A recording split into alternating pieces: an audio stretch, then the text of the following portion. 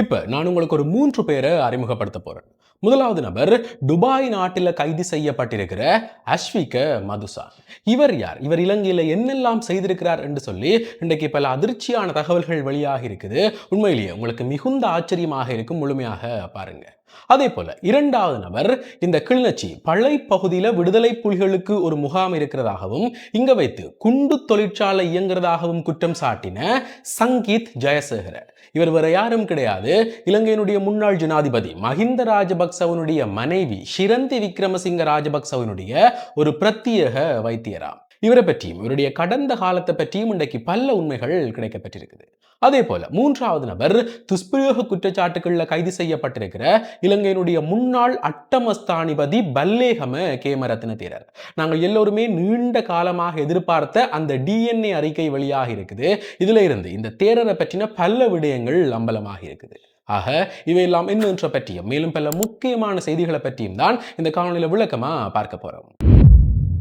என்ன விடயம் என்று சொன்னா, இப்ப யாழ்ப்பாணத்துல மிகப்பெரிய சர்ச்சையாக உருவெடுத்திருக்கிறது பிரான்பற்று பகுதியில் நடைபெற்ற ஒரு ஆலய திருவிழா. இங்க கலந்து கொண்ட மக்கள் அங்க இருந்த அதிகப்படியான வெளிச்சத்தையும் பார்த்து அதே நேரத்தில் அதிக எண்ணிக்கையிலான இந்த வான வேடிக்கையும் பார்த்ததால அவர்கள் எல்லாருக்குமே கண் பாதிப்பு ஏற்பட்டிருக்குது. இப்ப வரைக்கும் இன்றைக்கு காலையில கிடைச்சிருக்கக்கூடிய தகவல்களின் பிரகாரம் இப்ப வரைக்கும் 400க்கும் அதிகமானவர்கள் வைத்தியசாலைகள் அனுமதிக்கப்பட்டிருக்கிறார்களாம். இவர்கள் எல்லாருக்குமே HIV என்று சொல்லப்படுகிற ஒரு வெளிப்பாடால ஏற்படுற பாதிப்பு தான் இவர்களுடைய இந்த கண் பாதிப்புக்கு காரணம் என்று சொல்லி வைத்திய நிபுணர் மலரவன் இன்றைக்கு ஒரு அறிக்கை வெளியிட்டிருக்கிறார். இது தொடர்பில் போலீசார் மேற்கொண்ட விசாரணைகள்ல இந்த அதிக வெளிச்சம் தரக்கூடிய மின்குமிழ்கள் எல்லாமே பறிமுதல் செய்யப்பட்டிருக்குது. அதே நேரம் இந்த வாகன வேடிக்கைகளை ஏற்பாடு செய்த நபர் கைது செய்யப்பட்டு அவர் வருகிற மாதம் 4ஆம் தேதி வரை விளக்கமறியல்ல வைக்கப்பட்டிருக்கிறார். இப்படி இருக்கும்போதுதான் நேற்றைக்கு முன்தினம் துபாயில வைத்து அஷ்விக மதுசான் என்று சொல்லப்படுகிற ஒரு நபர் கைது செய்யப்பட்டிருக்கிறார்.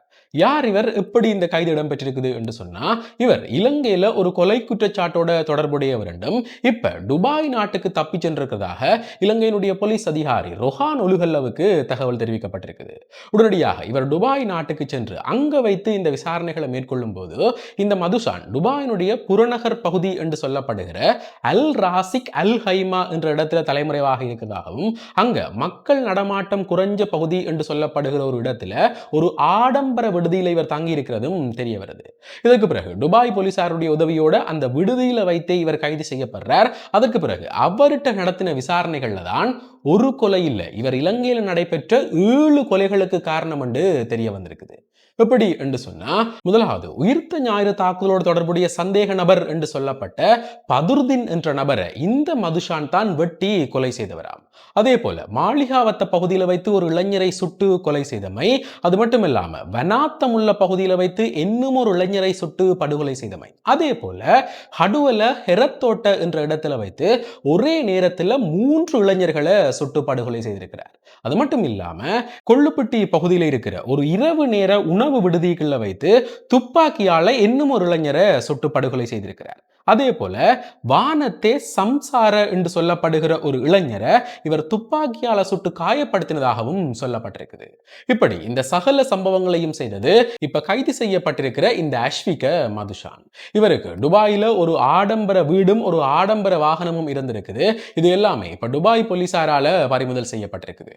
அதே போல மேலதிக சட்ட நடவடிக்கைகளுக்காக இப்ப இவர் இலங்கை போலீசார்கிட்ட ஒப்படைக்கப்பட்டிருக்கிறார். இப்படி இருக்கும்போதுதான் அண்மையில் ஒரு மிகப்பெரிய சர்ச்சையை ஏற்படுத்தின விடயம் இந்த பளை பகுதியில் விடுதலை புலிகளுக்கு ஒரு பயிற்சி முகாம் இருக்குது. அங்க வைத்து குண்டு உற்பத்திகள் நடைபெற்றுக் கொண்டிருக்கிறதாக தென்னிலங்கையைச் சேர்ந்த சங்கீத் ஜெயசேகர் என்ற நபர் குற்றம் சாட்டியிருந்தவர்.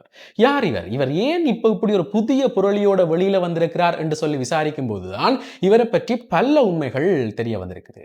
எப்படி என்று சொன்னா, இந்த சங்கீத் ஜெயசேகருக்கு எதிராக ஏற்கனவே 3 முறைப்பாடுகள் அளிக்கப்பட்டிருக்கிறது. அதாவது இவர் 3 மோசடி குற்றச்சாட்டுகளோட சம்பந்தப்பட்டிருக்கிறார். அது மட்டும் இல்லாம இவர் கைது செய்யப்பட்ட நேரத்தில் இவர்கிட்ட இருந்து 2 போலியான அடையாள அட்டைகளும் கண்டுபிடிக்கப்பட்டிருக்குது. அதே போல இவர் தன்னை ஒரு மருத்துவர் என்று அடையாளப்படுத்தி இருக்கிறார். அதுவும் யாருக்கு என்று சொன்னா, இலங்கையினுடைய முன்னாள் ஜனாதிபதி மஹிந்த ராஜபக்சவனுடைய மனைவி ஷிரந்தி விக்ரமசிங்க ராஜபக்சவனுடைய ஒரு தனிப்பட்ட பிரத்யேக வைத்தியர் என்று அடையாளப்படுத்தி இருக்கிறார். அதே போல இந்த மஹிந்த ராஜபக்சவனுடைய ஆட்சி கால பகுதி, கோட்டாபாய ராஜபக்சவனுடைய ஆட்சி கால பகுதி பகுதி என்று சொல்லி இந்த காலங்களில் இவர் பல அமைச்சுக்களுக்கு ஆலோசகராகவும் பணியாற்றி இருக்கிறாராம். இப்ப இது தொடர்பிலையும், அதாவது இவருக்கு எப்படி இந்த ஆலோசகர் பதவி வழங்கப்பட்டது என்று சொல்லி இப்ப அது தொடர்பிலையும் ஒரு விசாரணை ஆரம்பிக்கப்பட்டிருக்குது.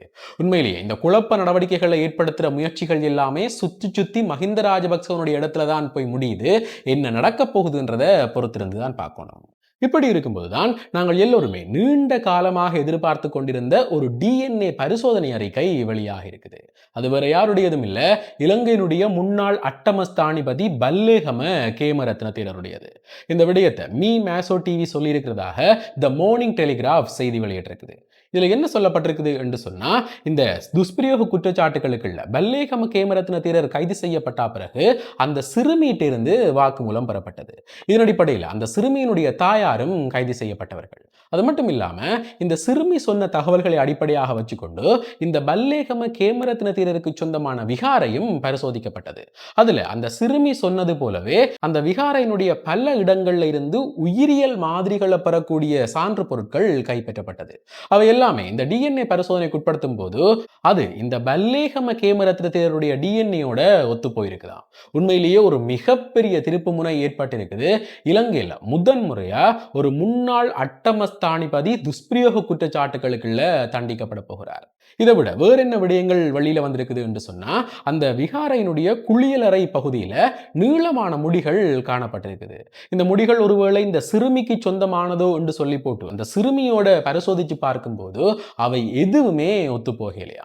ஆக அங்க இந்த சிறுமியை போல வேறு பெண்களும் அழைத்து வரப்பட்டிருக்கலாம் என்று சொல்லி இப்ப இந்த பல்லேகம கேமரத்ன தேரருக்கு எதிராக புதிய ஒரு விசாரணைகளும் ஆரம்பிக்கப்பட்டிருக்குது.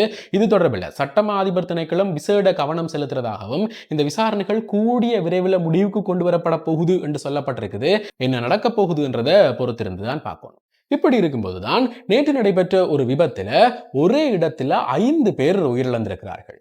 என்ன நடந்திருக்குது என்று சொன்னா, ஒரே குடும்பத்தை சேர்ந்திருக்கக்கூடிய 10 பேர் கொண்ட குழு ஒரு டிப்பர் வாகனத்தில் அதிகாலை வேளையில தங்களுடைய கோவில் பூசை வழிபாடுகளுக்காக சென்றிருக்கிறார்கள். இந்த நேரத்தில் அந்த டிப்பர் ஒரு டிராக்டர் ரக வாகனத்தோட விபத்துக்குள்ளானதாகவும், இதன் போது சம்பவ இடத்திலேயே ஒரே குடும்பத்தை சேர்ந்த 5 பேர் உயிரிழந்திருக்கிறார்கள். இது தொடர்பில் இப்ப போலீசார்கிட்ட இருந்து மேலதிகமான விசாரணைகள் ஆரம்பிக்கப்பட்டிருக்குது. ஆக இந்த விடயங்கள் தொடர்பில் மிக முக்கியமாக இப்ப இந்த துபாய் நாட்டில் கைது செய்யப்பட்டிருக்கிற அஷ்விக மதுசான் என்ற நபரை பற்றி உங்களுடைய கருத்துக்கள் என்ன? இலங்கையில இப்ப வரைக்குமே இவர் 7 கொலைகளோட தொடர்புடையவர் என்றது உறுதிப்படுத்தப்பட்டிருக்குது. அவையும் மிகப்பெரிய கொலை சம்பவங்கள், அதாவது வெட்டி கொலை செய்தமை, துப்பாக்கியால சுட்டு கொலை செய்தமை என்று சொல்லி மிகப்பெரிய சம்பவங்கள்ல இவர் ஈடுபட்டிருக்கிறார். இப்படி இலங்கையில குற்றச்செயல்களை செய்து போட்டு வெளிநாட்டில் தலைமறைவாக இருக்கக்கூடிய நபர்கள் தான் இப்ப இலங்கையில இந்த பாதாள உலக குழுவை இயக்கக்கூடிய பிரதான புள்ளிகளாக இருக்கிறார்கள். இவர்கள் எல்லோருக்குமே ஒரு முற்றுப்புள்ளி, ஒரு முடிவுரை எழுதணும் என்று சொன்னா என்னென்ன புதிய விடயங்களை ஜனாதிபதி அனுரகுமார் அவருடைய அரசாங்கம் ஆரம்பிக்க வேணும் என்றதை பற்றி உங்களுடைய கருத்துக்கள் என்ன? நீங்கள் என்ன நினைக்கிறீர்கள் என்றதை மறக்காம கமெண்ட்ஸ்ல சொல்லுங்க. இதே போல மேலும் ஒரு முக்கியமான பிரயோசனமான தகவலோட இன்னும் ஒரு காணொளியில் சந்திக்கிறேன். நன்றி.